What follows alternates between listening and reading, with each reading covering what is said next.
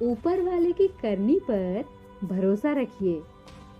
कभी कभी हम सभी के मन में ये बात तो आ ही जाती है कि भगवान जो कुछ भी हमारे या दूसरे के साथ करता है वो हर बार सही नहीं होता।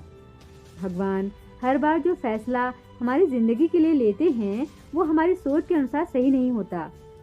ऐसे में हम ये सोचते हैं कि अगर भगवान होते या भगवान की जगह मैं होता तो ऐसे नहीं होने देता, या फिर कुछ अलग करता, या सबकी जिंदगी में सिर्फ खुशियाँ और पैसे दे देता।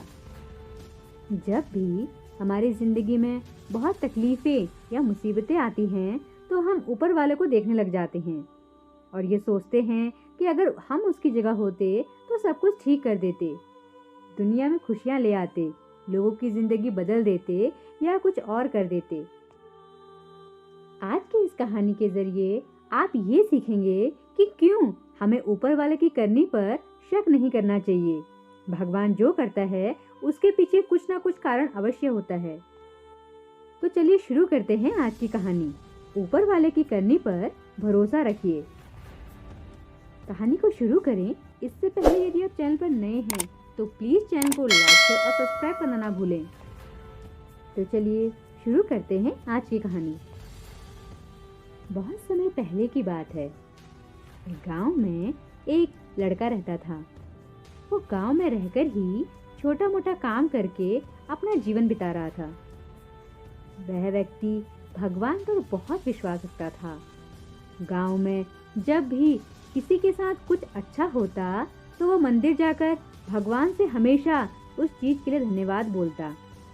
लेकिन गांव में जब कभी किसी के साथ कुछ बुरा होता तो वो भगवान के सामने जाकर उनसे सवाल करने लगता।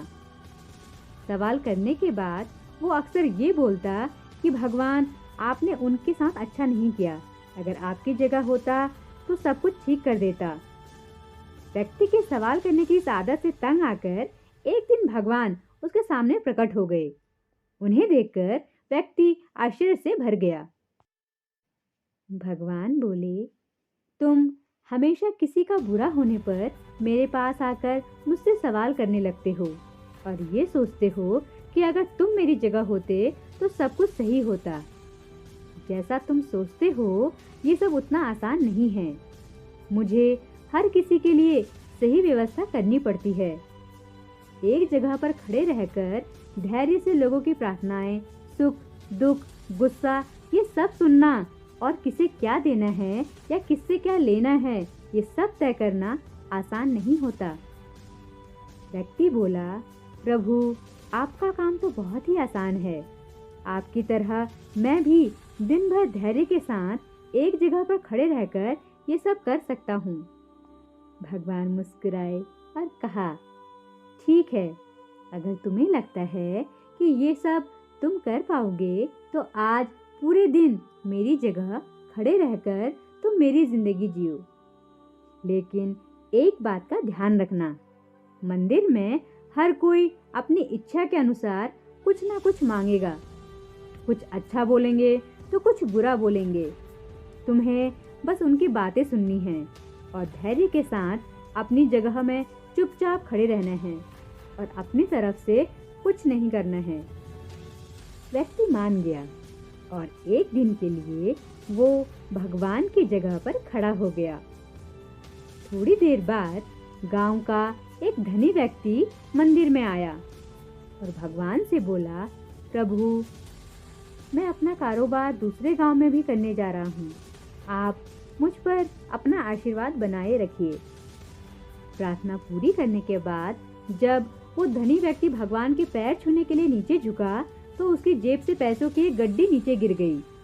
उसने उस पर ध्यान नहीं दिया और चला गया।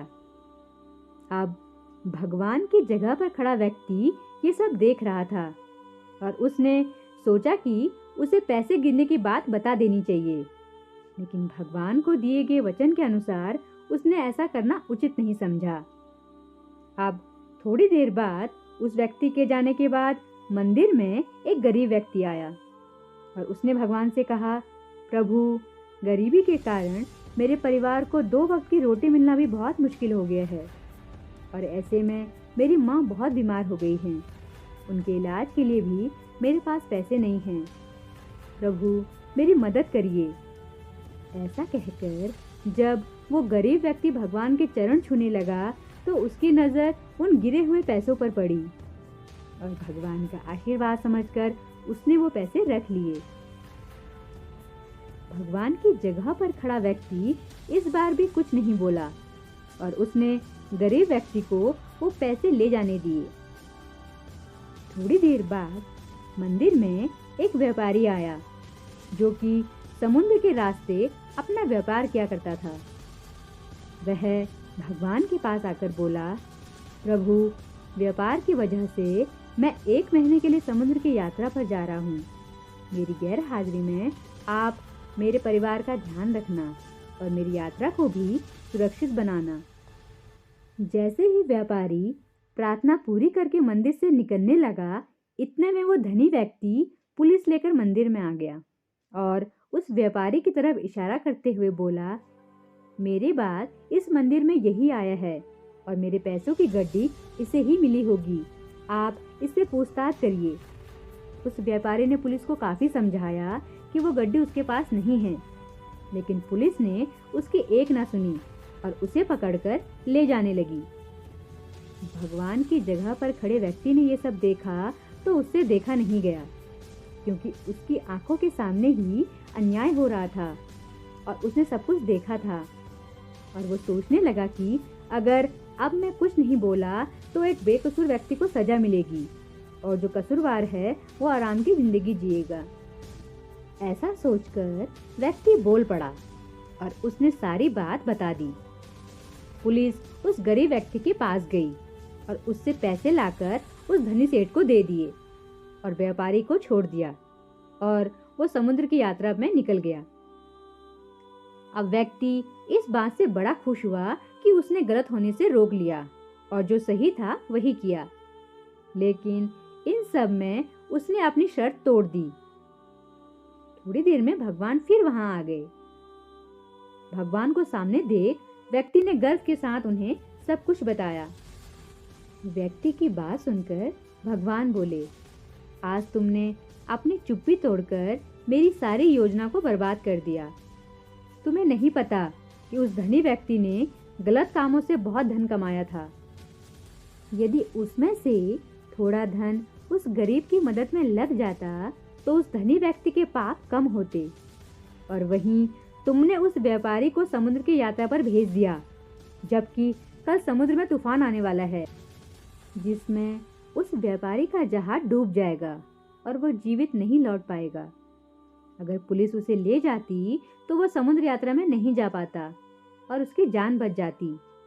वहीं दूसरी तरफ वो गरीब व्यक्ति उन पैसों से अपनी माँ का इलाज करा लेता, लेकिन अब वो जेल में बंद है, जिसकी वजह से उसकी माँ का इलाज नहीं हो पाएगा और वो दुनिया से चल बसेंगी। उसका परिवार अब और भी बदतर जिंदगी जीने को मजबूर हो जाएगा।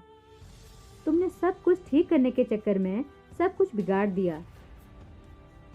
यह सब सुनकर व्यक्ति को एहसास हो गया, ऊपर वाला जो भी करता है उसमें किसी न किसी का भला ही होता है और दूसरों के लिए एक सीख होती है। भगवान हर किसी के जीवन के बारे में सोचकर ही अपनी योजना बनाते हैं और उनके जीवन को चलाते हैं। भगवान की जगह लेना किसी इंसान के लिए आसान नहीं है। व्यक्ति मन ही मन बहुत दुखी हुआ और भगवान से माफ़ी मांगकर वहाँ से चला गया।